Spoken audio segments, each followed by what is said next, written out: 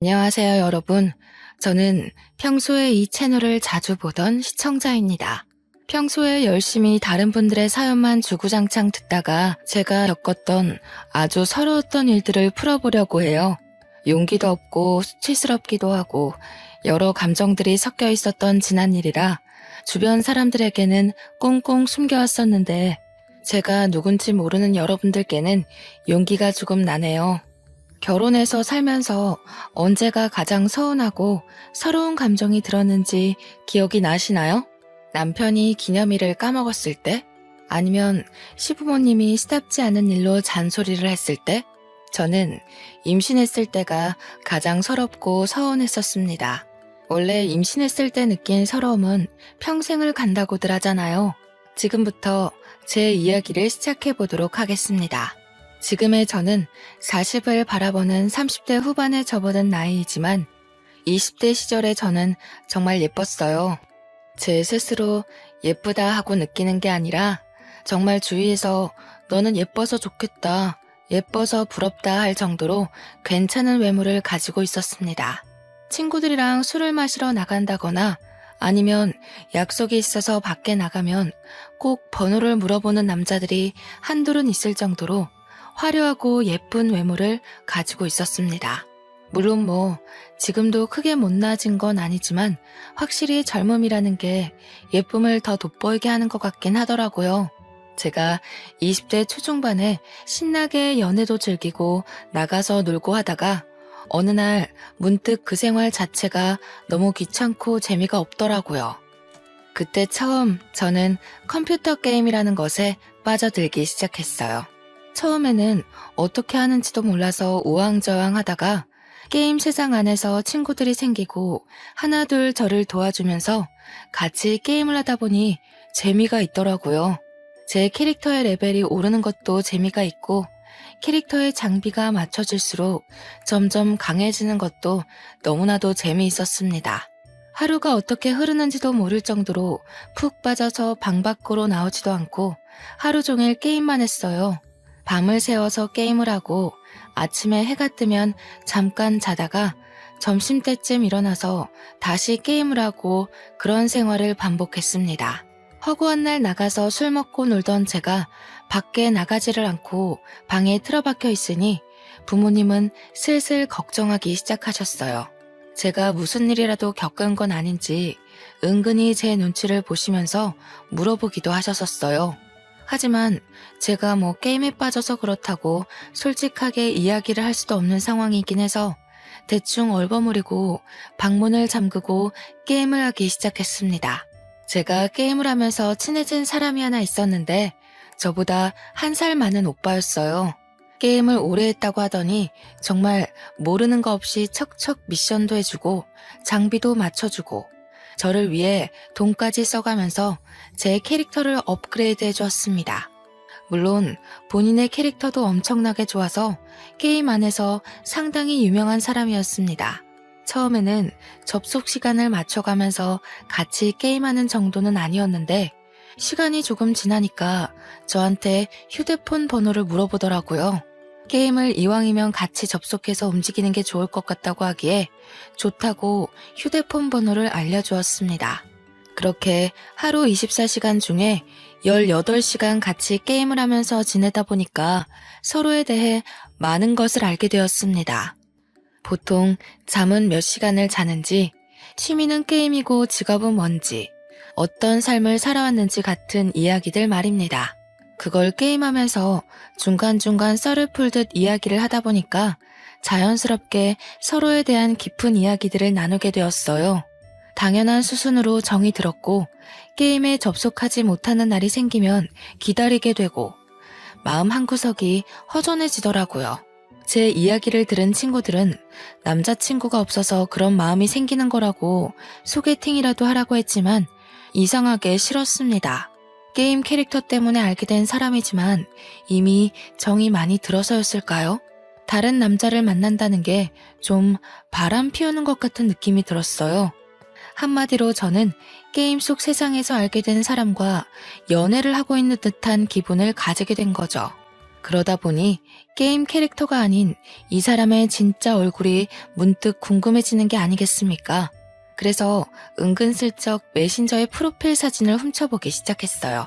언젠가 그 오빠가 자기 사진으로 프로필 사진을 바꾸어 놓았는데 너무나도 잘생긴 거예요.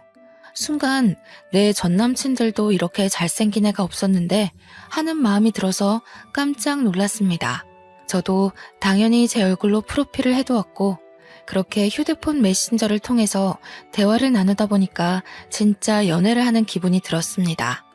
은근슬쩍 서로의 연애에 대해 질투하듯 이야기도 하고 언젠가부터는 게임보다 사생활에 대한 이야기를 더 많이 나누게 되더라고요. 그러다 보니 제가 막 애가 닳기 시작하는 겁니다. 딱 한 번만 실제로 만나보고 싶다. 그런 위험한 생각을 하게 되었어요. 이미 게임 세상 속에서 저희는 연애를 하는 거나 다름이 없었으니까 만나도 똑같을 거라고 생각하기도 했고요. 잘생긴 얼굴이 제 머릿속에서 벗어나질 못했죠. 슬쩍 사진이 오빠 얼굴 맞냐 하고 물어보니까 웃더라고요. 그러면서 여러 사진을 보내주는데 하나같이 죄다 잘생긴 그 얼굴을 하고 있었습니다. 저도 나름 예쁘다는 소리를 듣고 살았고 제 얼굴에 자신감도 있었으니까 한번 만나보고 싶다고 이야기를 했어요. 그런데 현실적인 문제는 여기부터 시작이 되었습니다. 저는 서울에 살고 있었고 오빠는 부산에 살고 있었거든요. 한번 만나려면 기차나 버스를 타고 부산까지 가거나 오빠가 서울까지 와야지만 만날 수 있었어요. 저는 고민이 되긴 했지만 이미 제가 애가 달아있는 상태에서 내빼는 것도 이상하다 싶어서 부산으로 가겠다고 했어요. 때마침 친구들도 부산 여행 가자 하고 말이 나왔던 상태라서 친구들이랑 놀러 가는 김에 저녁이라도 한 끼 하면 되겠다 싶었습니다. 제가 부산에 간다고 하니까 좋다고 하더라고요. 대망의 부산 여행일이 다가오고 친구들에게 둘째 날 저녁에 약속이 있어서 그날은 알아서 놀다 가라고 했어요. 친구들도 부산에 있는 클럽에 놀러 가겠다고 해서 저에게 배신자니 따로 논다고 뭐라 하는 것 없이 알겠다고 하더라고요. 둘째 날이 되고 친구들은 이미 나갔고 저는 오빠의 연락을 기다리면서 몇 시쯤 볼 수 있냐고 물어봤습니다. 그런데 계속 30분만 있다가 이러면서 약속 시간을 미루는 게 아니겠어요?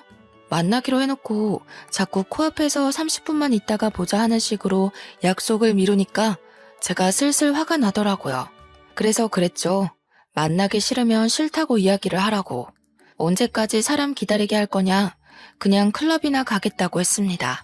그러니까 한숨 쉬면서 지금 보자고 근데 너무 충격받지 말라고 하더라고요. 순간 이 오빠가 유부남인가? 하는 생각이 들었지만 끽해봐야 20대 후반인데 벌써? 하는 생각도 들었고요. 약간 불안한 마음이 들긴 했지만 스스로 잘 달래고 약속 장소에 나가서 오빠를 기다렸습니다. 그런데 진짜 충격을 먹을 수밖에 없는 일이 벌어졌어요. 약속 장소에 나온 사람이 제가 알던 그 사진 속 꽃미남이 아니라 완전 거구의 야수가 나온 겁니다. 몸도 씨름 선수처럼 퉁실퉁실해가지고 얼굴은 정말 사람이 이렇게 생길 수가 있나? 이거 코믹 만화 아니야? 싶을 정도로 생긴 거예요. 그냥 딱 야수. 야수나 다름없는 사람이 나타나서 수줍게 저한테 손을 흔드는데 순간 배신감이 왕창 들었습니다. 그래서 저는 누구신데 저한테 인사를 하냐고 차갑게 이야기를 했어요. 그러니까 뻘쭘해하면서 이야기를 하더라고요. 사실은 얼굴에 자신감이 없어서 친구 사진을 빌려다가 썼다고요. 저는 정말 깊은 배신감도 들고 얼굴이 못생겨도 너무 못생겨서 정이 한순간에 확 떨어지고 말았습니다. 그래도 일단 밥은 먹자고 약속은 해둔 탓에 어쩔 수 없이 마주 앉아서 밥을 먹는데 진짜 할 말이 없었습니다. 저를 언제까지 속일 작정이었는지 그동안 잘생겼다고 칭찬하는 저를 보면서 얼마나 비웃었을지 생각을 하니까 밥이 안 넘어갔어요. 그대로 헤어지기 시간이 좀 애매해서 2차로 조개구이 집에 가서 소주를 먹기로 했는데 뜨거운 새우구이를 일일이 까서 제 그릇 앞에다가 두더라고요. 솔직히 그것도 잘생긴 그 얼굴로 까줬으면 감동 먹고 바로 눈물이라도 흘렸을 텐데 야수가 와서 그러고 있으니 먹기 싫어졌습니다. 손끝이 빨갛게 익은 걸 보면서 솔직히 좀 마음이 동하긴 했지만 얼굴을 보면 그 생각이 싹 사라졌어요. 그날 친구들이 있는 호텔로 돌아오면서 전화도 하기 싫어서 문자로 은근히 이제는 만나지 말자는 식으로 문자를 보냈습니다. 저한테 대놓고 내가 못생겨서 그래? 이러는데 순간 맞아 라고 하면 제가 너무 나쁜 여자가 될 것 같더라고요. 그래서 그냥 성격이 좀 안 맞는 것 같다고 돌려서 이야기를 했어요. 그런데 부산에 다녀와서도 게임 속에서 자꾸 저를 챙기는 게 아니겠어요? 저야 뭐 따라다니기만 하면 척척 장비가 생기니까 편하긴 했지만 얼굴도 이미 마주한 상태에서 딱 잘라내고 싶었기에 좀 불편했어요. 그런데 저한테 신경 쓰지 말고 게임만 재밌게 즐기자고 하더라고요. 그래서 에라 모르겠다는 심정으로 열심히 게임만 즐기기로 마음을 먹었습니다. 세상에 그런 속담이 있잖아요. 10번 찍어서 안 넘어가는 나무 없다고. 제가 딱 그 꼴이었습니다. 저한테 너무 잘해주니까, 모든 걸 저한테 맞춰주니까 은근히 그런 생각이 드는 거예요. 얼굴이야 뭐 평생 보고 살 것도 아닌데 잠깐 연애만 하는 거면 이렇게 자상한 사람도 괜찮지 않을까? 하는 생각이요. 저한테 계속 지고지순하게 잘해주고 저만 챙겨주고 무조건 저를 1등이라고 생각해주는 남자가 흔하지는 않으니까요. 그동안 잘생긴 애들이랑 연애했을 땐 꼴값을 다들 했거든요. 바람을 핀다던가 저를 무시한다던가 하는 그런 은근한 우위 선점 같은 거요. 못생겼으니까 여자 문제도 당연히 없을 거고 저한테 하는 행동만 보면 너무 젠틀하고 괜찮은 사람이다 하는 생각이 들었어요. 그때라도 게임을 접었어야 했는데 바보 같았던 저는 홀라당 그 사탕 발림에 넘어가 버렸습니다. 연애를 시작하고 나서부터는 저한테 더욱더 지극정성으로 잘했어요. 서울에서 부산 장거리 연애였음에도 불구하고 한 달 중에 보름을 서울에 와서 지냈거든요.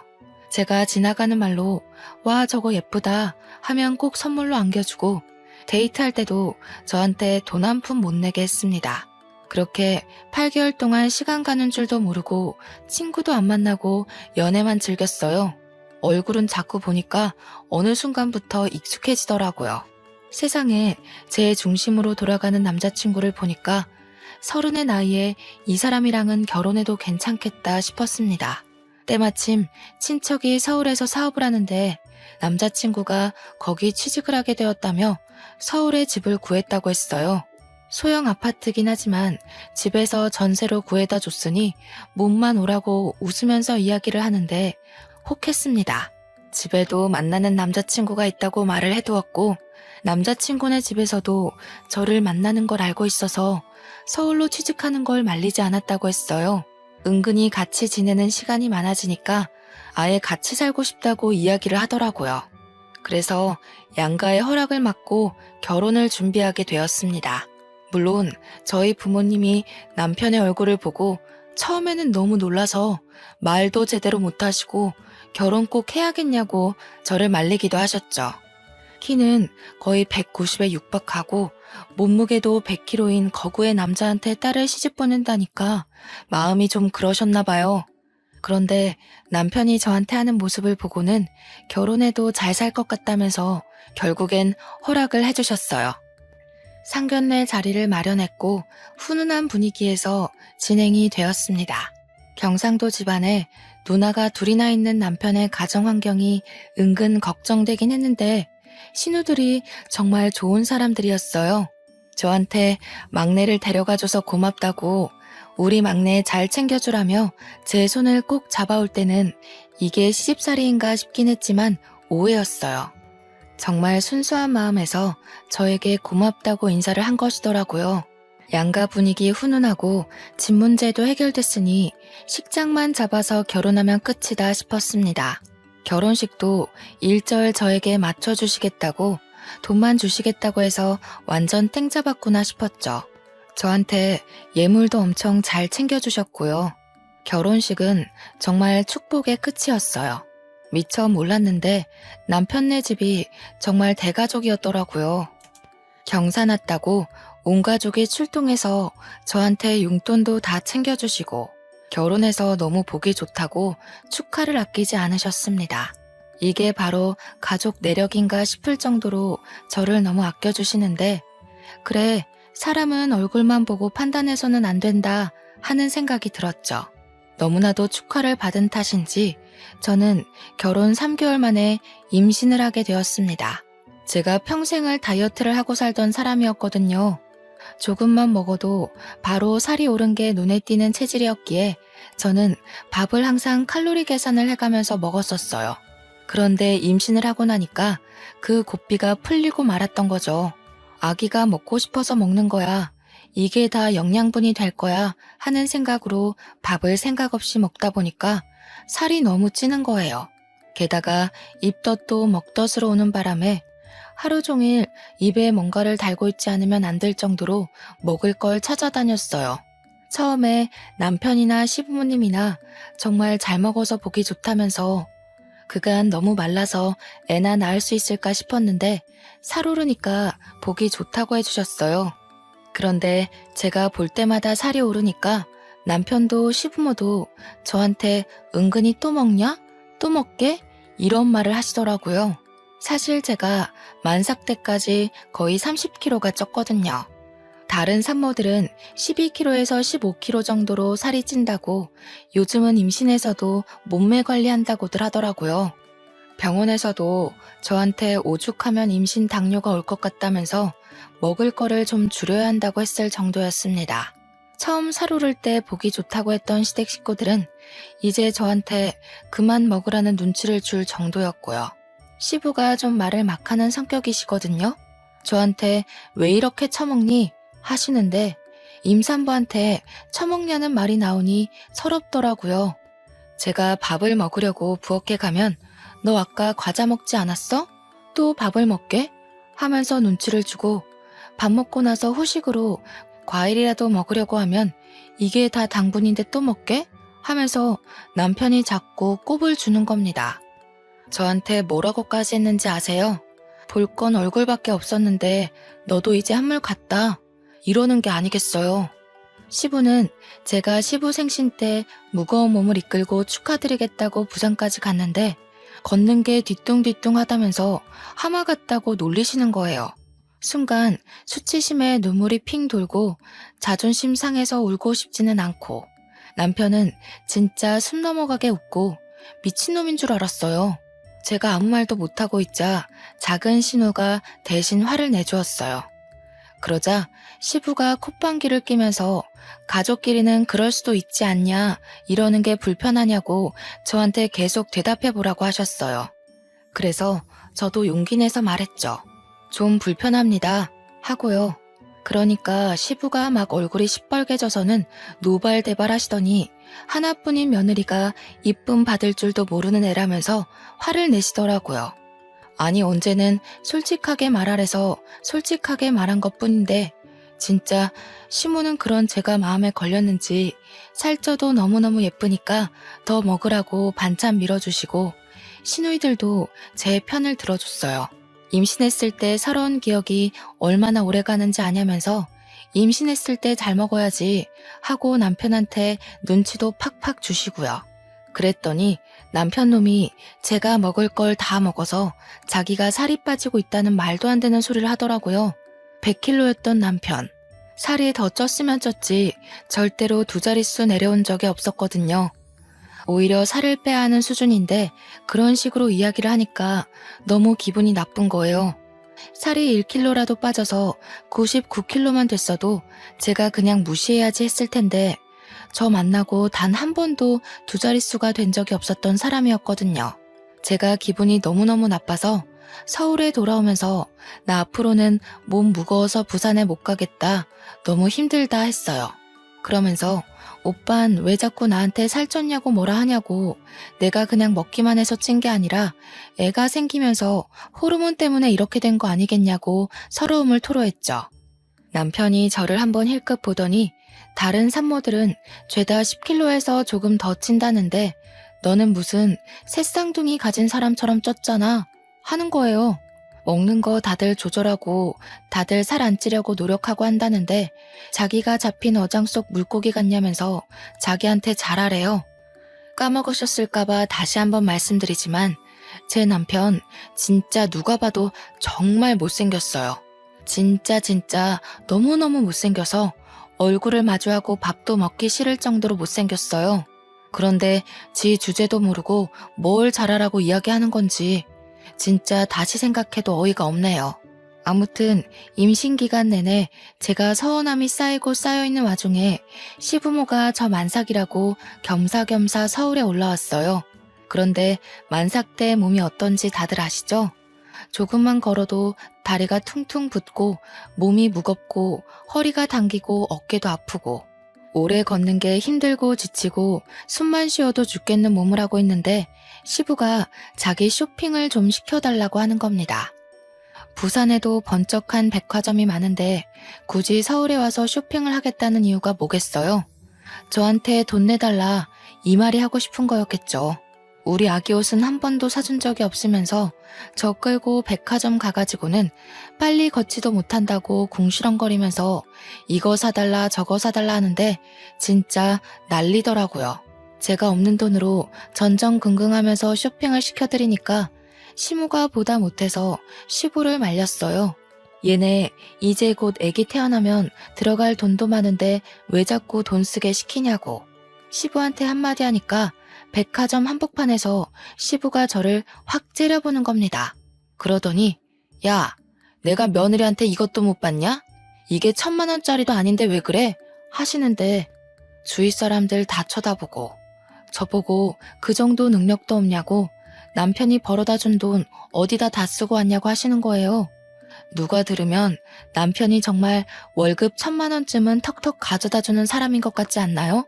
우리 남편 친척네 사업체에서 낙하산으로 겨우 들어가 일하면서 월급 300만 원 받아오는 처지인데요. 제가 건물을 가지고 있는 것도 아니고 만삭 임산부가 돈이 있어봐야 얼마나 있겠어요. 서운한 건 둘째치고 백화점 한복판에서 저러니까 너무 속상하고 부끄러웠어요. 그렇게 출산일이 다가오고 진통이 생각보다 빨리 와서 바로 출산 준비를 했어요. 첫 출산은 오래 걸린다더니 정말 하루를 꼬박 앓고 아이를 건강하게 무탈하게 출산했습니다.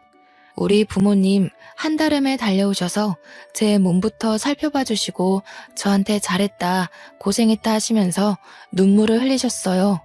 그러는 동안 저희 남편은 뭐 하고 있었는지 아세요? 뒤에 소파를 떡하니 차지하고는 코 골면서 자고 있었습니다. 남편이 소파를 차지하는 바람에 부모님은 내내 앉을 자리 없이 서 있어야 하셨고요. 뒤늦게 오신 시부모님이 코 고는 남편 보고 헛기침을 하시더라고요. 저희 부모님 눈치가 보였는지 시모가 남편을 깨우려고 하니까 시부가 왜 깨우냐고 내버려두라고 하더라고요. 우리 부모님이 불편한 기색을 보이니까 좀 조용히 이야기하소, 우리 아들 깨요 하는데 저 진짜 우라통이 터져가지고 혼났네요.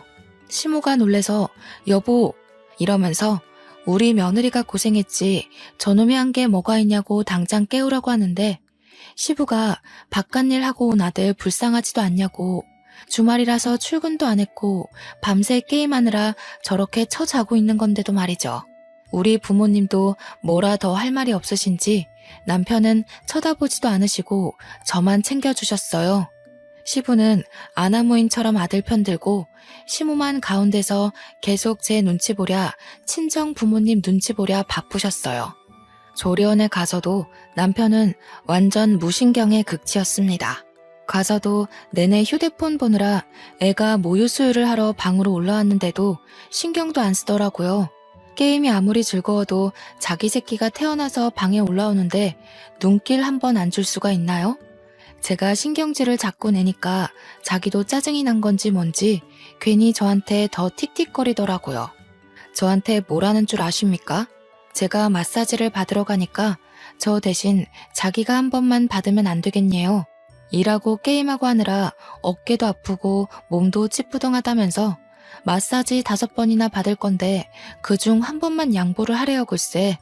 제가 너무 열이 받아서 너 그냥 집에 가라고, 얼굴 보기도 싫으니까 그냥 집에 가서 너 하고 싶은 거 하고 있어라. 나 조리원에서 혼자 좀 쉬자 했습니다. 보통은 그렇게 이야기하면 아, 내가 잘못했어. 이 말이 먼저 나와야 하는 거 아닌가요? 그러니까 바로 오, 그래? 하고 짐 싸서 집으로 가버리는 거예요. 오죽하면 조리원 동기들이 제가 미혼모인 줄 알고 처음에 말 걸기가 좀 그랬대요. 혹시라도 눈치 없이 남편 이야기라도 하게 되면 제가 눈치 볼 줄 알았다는 거였죠. 근데 남편이 없으니까 또 나름대로 편하더라고요. 먹는 걸로 눈치 주는 사람도 없고 옆에서 내내 게임하다가 코 골며 잠드는 인간 없으니 속이 시원했어요. 2주일 동안 푹 쉬고 애랑 같이 집으로 돌아오고 나서부터 진짜 전쟁이 시작되었습니다. 남편은 애가 울어도 핸드폰을 손에서 놓지 못하고 있지, 저는 젖병 삶아야지, 기저귀 치워야지, 거기다가 밥까지 차려야지. 애는 시도 때도 없이 울고불고 하는데 분유 잘 먹이고 트림 제대로 못 시켜서 와르르 다 토해버리지. 그거 치우고 있는데 남편 놈은 옆에서 밥 언제 주냐고 저한테 배고프다고 난리지. 제가 너무 열이 받아서 남편한테 소리를 꽥 질렀습니다. 네가 좀 차려 먹어라 제발. 너는 손이 없냐 발이 없냐? 내가 애 보는데 네 밥까지 차릴 정신이 어디 있겠냐고. 집안 꼴 좀 보라고. 다른 집 남편들은 밥도 차려줘, 쓰레기도 버려줘, 애도 봐준다는데 도대체 네가 집에서 하는 게 뭐가 있냐고 고래고래 소리를 질렀어요. 그러니까 저한테 손목에 차고 있던 시계를 풀어서 던지는 게 아니겠어요? 제가 너무 놀래서 입을 떡 벌리고 남편을 쳐다보니까 그제서 지도 좀 오바했다고 느낀 건지 에이씨 이러면서 집을 나가더라고요. 그때 처음으로 저는 이혼을 결심하게 되었습니다. 고작 1년 2개월 만에 이혼을 결심했으니 제가 얼마나 고통스러웠을지 짐작이 가시나요? 그날 이후로 저는 남편하고 말도 섞지 않고 제가 할 일만 최소한으로 하고 애만 봤어요. 그랬더니 남편이 슬슬 제 눈치를 보면서 저한테 화풀납시고 말을 슬쩍 거는데 저보고 뭐라는 줄 아세요? 저 때문에 화가 나서 시계를 던지는 바람에 고장이 났으니 좋은 시계 하나 사주면서 화해하자는 성의를 보이래요.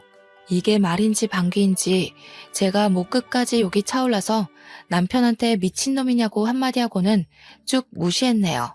그렇게 아이 100일 잔치가 다가오고 저는 대충 100일 잔치 상차림을 인터넷으로 주문해서, 그런데 시부모님이 아이 100일이라고 서울에 오신 겁니다. 시부가 조촐하게 차린 상을 보고 차린 게 없다면서 궁시렁거리는 거예요. 꾸역꾸역 애기 보고 싶다고 100일상은 제대로 안 할 거라고 이야기했는데도 서울까지 와놓고 저한테 차린 게 없다면서 면박을 주니 할 말이 없더라고요. 저한테 갈비찜 정도는 해놨어야 하는 거 아니냐고, 저녁상은 뭘 차려줄 거냐길래 남편을 쳐다봤습니다.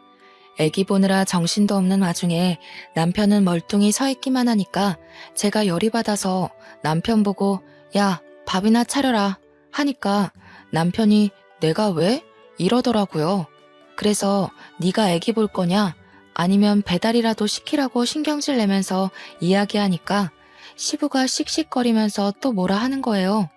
어디 시부모가 왔는데 배달 음식을 시키냐고, 미리미리 전날부터 준비했으면 될 거 아니냐고 저한테 난리 법석을 떨더라고요.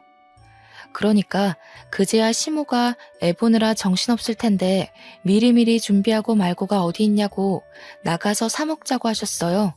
그러니까 남편이 저한테 야, 너는 든든한 시모 있어서 좋겠다 이러는데 진짜 맘 같아서는 주둥이를 때리고 싶었습니다. 제가 얼마나 고생했냐면요.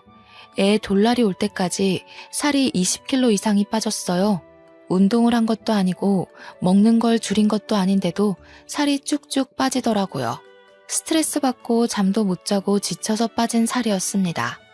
피가 마르는 고통을 참아내느라 빠진 건데 속 편한 남편 새끼는 저한테 더 빼야겠다. 그래야 내가 사랑했던 모습이 나올 것 같아. 이딴 소리나 짓거리더라고요. 확실히 나이가 들어서 그런가 늙으니까 살이 빠져도 예전 얼굴은 안 나온다 이러는데 지는 거울도 안 보나 봐요. 제가 살 빠지고 나서 편의점에 급하게 마실 거 사러 나갔다가 번호 따인 적도 있거든요. 지는 생긴 것도 못생긴 게 저러니까 너무 짜증났습니다. 결정적인 사건은 우리 부모님이 애기 본다고 집에 놀러를 오신 날이었습니다. 그날 제가 고생하는 걸 옆에서 지켜보시고는 밥까지 차리게 할 수 없다고 밖에 나가서 몸보신도 할 겸 소고기를 먹자고 하셨어요. 그러니까 핸드폰 게임만 하고 있던 남편놈이 갑자기 자기가 급한 일이 있어서 밖에 나가서 고기를 먹기가 좀 그렇다는 겁니다. 세상에 주말 저녁에 바쁜 일이 뭐가 있길래 저렇게 이야기를 하나 싶어서 제가 물어봤어요. 무슨 일이냐고요. 그러니까 저한테 쓱 오더니 게임하는 사람들끼리 뭐 사냥을 하기로 했다면서 밖에 나가서는 게임을 못하니까 안 된다는 겁니다. 제가 너무 어이가 없어서 남편 보고 너 하나 빠진다고 큰일 나는 거 아니지 않냐고 우리 부모님까지 오셨는데 이게 무슨 태도냐고 했죠. 남편이 한숨 푹 쉬면서 네가 이 게임을 몰라서 그렇지 사냥 한번 하면 장비가 얼마나 대단한 게 나오는지 아냐고 저를 무슨 멍청이 취급을 하는 거예요. 아이템 필요한 걸 모으기도 해야 되고 팔면 다 돈이 되는 거라면서 못 가겠대요. 그랬더니 우리 부모님한테 그냥 집에서 라면이나 끓여 드시죠? 이러는 게 아니겠어요. 우리 부모님이 기가 막혀서 그게 무슨 소리냐고 그럼 자네는 집에 있으라고 우리 딸 데리고 소고기 먹고 오겠다면서 저보고 나가자고 하셨습니다. 그랬더니 남편이 그러면 자기가 양보할 테니 소고기 좀 싸와서 집에 와서 구워달래요. 진짜 미친놈 맞죠? 제가 빡쳐서 대꾸도 안 하고 부모님 모시고 나와버렸어요. 제 표정이 너무 안 좋고 그러니까 부모님도 한숨만 쉬시고 제 눈치만 보시더라고요. 아기 보러 온 좋은 날인데 이런 꼴만 보여드려서 저도 진짜 속상했습니다. 아빠도 화가 잔뜩 나셨는지 입을 꾹 다무시고 있는데 나중에는 저도 눈치가 보이더라고요. 엄마가 저한테 평소에 도대체 어찌하고 사는 거냐고 한마디 딱 하시는데 그때부터 눈물이 막 쉴 새 없이 떨어지는 거예요. 정말 예쁘다고 어딜 가도 빠지지 않던 딸인데 이런 취급받으면서 사니까 부모님 속은 어떻겠어요? 그동안 서러웠던 일, 무시당했던 일, 짜증났던 일 모든 게 한꺼번에 휘몰아치면서 눈물이 뚝뚝 떨어지는데 아빠가 저한테 이혼하고 싶냐고 한마디 툭 던지시더라고요. 우리 아빠가 평소에 엄청 가부장적이고 저를 엄하게 키우셨었거든요. 그래서 제가 아빠 말에는 무조건 복종하고 또 아빠 무서워서 제가 뭘 어떻게 하고 싶다 이런 이야기를 잘 못했었어요. 그런데 먼저 이혼 이야기를 꺼내주시니까 갑자기 속에서 울컥하고 다 터져 나온 거예요. 아빠 무서워서 말 못하고 있었는데 먼저 이렇게 속 시원하게 긁어주시니까 저도 막 입이 터진 거죠. 제가 끄덕끄덕하면서 이혼하고 싶다고 그동안 너무 서럽고 힘들었다고 다 털어놓으니까 아빠가 더 볼 것도 없다 당장 이혼해라 하시더라고요. 그때 정말 어찌나 든든하던지 우리 아빠가 최고구나 하는 생각이 들었습니다. 그렇게 든든한 아군을 얻어내고 집에 홀가분하게 딱 들어왔는데 남편이 게임하다가 저를 쓱 보면서 야, 소고기는? 이러는 게 아니겠어요? 그걸 내가 왜 포장해 오냐고 가서 구워 먹는 거면 몰라도 찌질하게 포장해서 집에 와서 구워 먹는 게 뭐냐고 한마디 했죠. 지가 먹고 싶었으면 따라가서 먹어야지 게임 때문에 포기해놓고 양손에 떡 쥐려는 심보가 고약했어요. 그러니까 저한테 그깟 소고기 포장해오는 게 뭐가 힘든 일이냐면서 네 입만 입이냐고 혼자 살찌울 때 알아봤다고 하는 거예요. 일부러 상처 주려고 그러는 사람처럼 혼자 처먹고 오니까 좋냐? 이러는데 진짜 뚫린 주둥이라고 저걸 말이라고 뱉나 싶고 저도 참지 않았습니다. 야, 니는 라면 먹는다며. 우리 엄마 아빠한테도 라면 타령하더니 내가 소고기 먹고 온 게 그렇게나 꼽냐? 그러면 네가 게임 포기하고 따라왔어야지. 집에서 편하게 게임하다가 나한테 소고기를 내놓으라고? 내가 같이 가면 나보고 결제하라고 할 텐데 내가 돈이 어딨어? 내 덕에 네가 공짜로 든든하게 먹었다는 생각은 안 하냐? 이 배려 넘치는 남편의 마음도 몰라주고 너는 빈손으로 오고 싶어? 내가 눈치껏 빠져줬으면 포장이라도 해왔어야지. 그걸 안 해와? 나쁜 년. 당신 지금 나한테 년이라고 그랬어? 년? 그리고 공짜? 우리 부모님 돈도 아니다 이거야? 시부모님 오실 때마다 내가 돈 가지고 너한테 뭐라고 한 적 있어? 야, 왜 나한테 예민하게 굴고 그래? 네가 예민하게 만들잖아.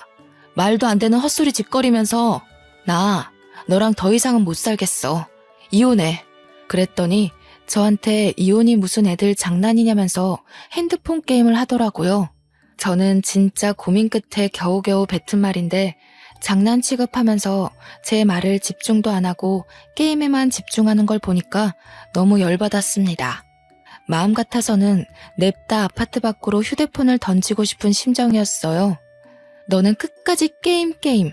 아주 게임밖에 눈에 안 들어오지? 장난은 네가 하는 행동이 장난 같아 보인다 아주. 됐고 이혼할 거니까 그런 줄 알아. 네가 못하겠다고 버팅기면 소송이라도 할 테니까 그런 줄 알으라고. 제가 씩씩거리면서 이야기를 하니까 남편이 막 피식피식 웃는 거예요. 그러더니 저한테 그래 네가 해달라는 대로 해줄게. 우리 그냥 이혼하자 하더라고요. 저는 이 새끼가 뭘 잘못 먹었나 싶었지만 이게 웬 떡이냐 하는 생각이 들어서 당장 하자고 알겠다고 했습니다. 그러니까 저한테 아주 뭔가 꽁꽁 숨겨뒀다는 말투로 나중에 후회나 하지 말고 뱉은 말이나 잘 지키라는 거 아니겠어요? 제가 그동안 어떤 서름을 견디고 살았는지는 하나도 생각하지 않는 말투로 후회를 짓거리더라고요. 그래서 저도 그냥 강하게 나갔죠. 내가 후회할 일이 뭐가 있겠냐고. 죽어도 그럴 일 없으니까 너나 말 바꾸지 말고 이혼 도장 준비하라고요. 남편이 막 웃음을 못 참겠다는 표정을 짓는데 너무 얄밉고 못생겨서 꼴도 보기 싫었습니다. 그러면서 후회할 텐데 내가 아주 떼부자가 될 예정이거든 이러는 게 아니겠어요? 제가 아무 소리 안 하고 그냥 빤히 쳐다보니까 아주 신이 나서 술술 불더라고요. 나랑 같이 게임하는 형이 있는데 그 형이 중국에서 크림을 수입해와서 파는 사람이다 이거야. 화장품 공장도 하나 가지고 있고 아주 성능이 대박이라고 나한테 투자를 하라고 하더라. 그 크림이 뭐냐면 지금 품절 대란으로 구할 수도 없는 마사지 크림인데 그걸 바르면 미백도 되고 주름도 펴지고 뭉친 데 발라서 마사지를 하면 근육도 풀리고 모공도 없어지는 그런 크림 아니겠어? 이런 좋은 아이템이 있으면 바로 투자를 해야지.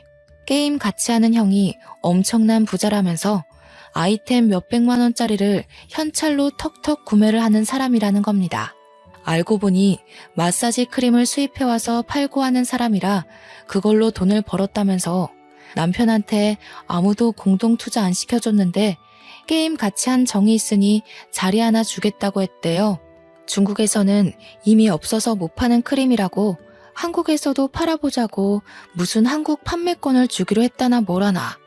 저한테 앞으로 수백억을 벌어올 건데 이혼하자고 하면 지는 좋다고 콩고물 떨어지길 기대도 하지 말라고 하더군요. 투자를 한 건 그렇다 치고 네가 무슨 돈이 있어서 그런데 투자를 했냐고 하니까 시부랑 같이 대출을 받아서 했다는 겁니다. 저는 그것도 졸도하는 줄 알았어요. 저한테는 이런 방구 말도 없이 갑자기 대출을 받아서 투자를 했다는 게 말이 안 되잖아요. 진짜 부부를 뭐라고 생각하는 건지 너무 어이가 없고 화가 나서 아무 말도 못하겠더라고요. 그런 저를 보고 남편은 마치 돈 때문에 제가 이혼하자는 이야기한 걸 후회하는 사람인 것 마냥 취급을 하는 겁니다. 뭐 자기가 돈을 수백억을 벌면 애 생각해서 1억 정도는 주겠다고 하면서 저를 약올리는데 화장품에 대해서 조금 아시는 분들이라면 다들 눈치채지 않으셨나요? 세상에 저런 크림이 있으면 홈쇼핑이며 방송이며 난리가 났겠죠. 미백도 되고 모공도 줄고 주름도 펴지고 거기다가 근육까지 풀리는 마사지 크림이 세상 어디에 있단 말입니까? 중국에서 수천억 원의 가치를 인정받아서 자기는 이제 돈방석에 앉을 거라고 꿈에 부풀어 있는데 어디 끝까지 해봐라 싶었습니다. 저한테 이혼할 거면 빨리 하자고 난리를 치더군요. 재산 분할이니 뭐니 더러운 거 싫다면서 이 아파트 반으로 뚝 떼서 줄 테니까 이혼만 빨리 하재요. 자기는 더 젊고 어린 여자 만나서 세상가 갈 거라면서 애도 저보고 키우라는 게 아니겠습니까? 저한테는 완전 고마운 일이었죠. 아파트를 반으로 뚝 떼서 준다고 하니까요. 세상에 저런 크림이 존재하지도 않다는 건 모르고 100% 사기 맞은 건데도 저는 일부러 안 알려줬습니다. 시모랑 신우들은 알고 있을지 모르겠지만 어차피 이혼하기로 마음먹었는데 제가 굳이 지금 말해줄 필요가 있겠어요? 입 싹 씻고 하루빨리 정리하자고 아파트 반 떼어주기로 한 거 까먹지나 말라고 했습니다. 남편은 무슨 강남에 있는 펜트하우스에 이사갈 꿈에 부풀어서 당장 집부터 정리하자고 해서 저희는 이혼 도장 찍고 아파트도 정리하기로 했어요. 저한테 아무리 잘 돼도 1억 이상은 안 줄 거라고 엄포를 놓길래 딴소리나 하지 말라고 했습니다. 애가 있어서 협의 이혼도 3개월이나 걸리더라고요. 그 3개월 동안 저희는 아파트도 정리했고 남편은 오른 시세까지 쳐서 반을 뚝 저에게 떼주었습니다. 나중에 울고불고 다 늙어서 후회나 하지 말라고 애 핑계대고 돌아온다 해도 안 받아줄 거라고 저한테 신나서 이야기하더라고요. 3개월이 훌쩍 넘는 시간 동안 그 사기꾼이 남편한테 뭐라고 핑계를 댔는지는 모르겠지만 일주일만 기다리면 돈 들어올 거다 하면서 버티더라고요. 수익이 쉽게 들어오겠냐, 한 방에 주겠다, 제품이 곧 도착한다, 이런 식으로 남편을 깨어냈더라고요. 저는 강 건너 불구경한 셈이죠. 이혼하고서는 저는 빠르게 안정을 찾아가기 시작했어요. 꼴도 보기 싫은 인간이랑 떨어지니 세상 여유가 생기더군요. 친정에서도 아이 봐주는 걸 도와주시고 저는 6개월 만에 취업이라는 걸 할 수 있게 되었습니다. 뭐 대단한 회사는 아니지만 그래도 제 날짜에 월급이 따박따박 나오는 곳이었어요. 저도 이제 혼자 아이를 키우려면 경제적인 독립이 필요하긴 했으니까 내 평생 직장이다 생각하고 다니기로 마음먹었죠. 그렇게 시간이 흐르고 흘러서 전 남편의 소식을 전해 듣게 되었습니다. 사기꾼은 제가 취업을 할 시기쯤에 결국 잠수를 타버렸다고 했습니다.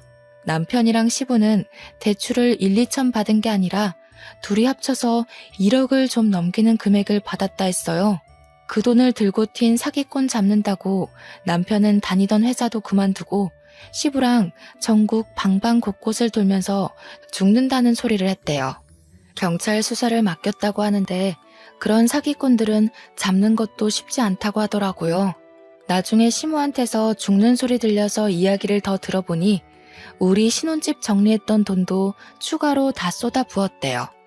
그러니까 1억 조금 넘는 돈인 줄 알았더니 거의 5억 넘게 투자를 했던 거죠. 세상에 그런 크림이 있었으면 사기꾼 입으로 듣기 전에 입소문이 났겠죠. 만병통치약도 아니고 그런 크림이 어떻게 존재하겠습니까? 시모나 신우들만 알았어도 사기라고 이야기를 해주었을 텐데 시부나 남편이나 돈 욕심이 나서 가족들에게도 말을 안 한 거죠. 저는 이때다 싶어서 양육비 지급 소송을 냈고요. 내용 증명도 보냈습니다. 문자로 1억 주니 뭐니 하더니 사기 맞았다며? 하면서 염장도 지르고요. 남편은 집에서도 죽일 놈이 됐는지 저한테 새벽에 문자로 자니? 하고 뜬금없이 보내더라고요. 차단하니까 다른 번호로도 연락 오는데 다 차단하니까 계좌에 이런 식 보내면서 사랑했다, 보고 싶다, 다시 만나주라 연병을 하더군요. 그것도 스토커 처벌법으로 처벌이 되더라고요. 그래서 경찰 신고하고 조사받게 해주었습니다. 접근금지 신청하고 양육비나 지급하라고 매달 소장 보내고 있고요. 저는 스트레스도 사라지고 일하면서 바쁘게 지내니 예전 몸매로 돌아오더라고요. 살도 빠지고 활력 있게 사니까 주위에서 소개팅 시켜준다부터 시작해서 번호를 따가는 사람들도 있고 대시하는 사람들도 있어요. 그치만 남자라면 이제 치가 떨려서 아이랑 둘이 행복하게 살 예정이랍니다. 저의 홀로서기를 응원해주시면 감사하겠습니다. 긴 사연 읽어주신 여러분, 감사합니다.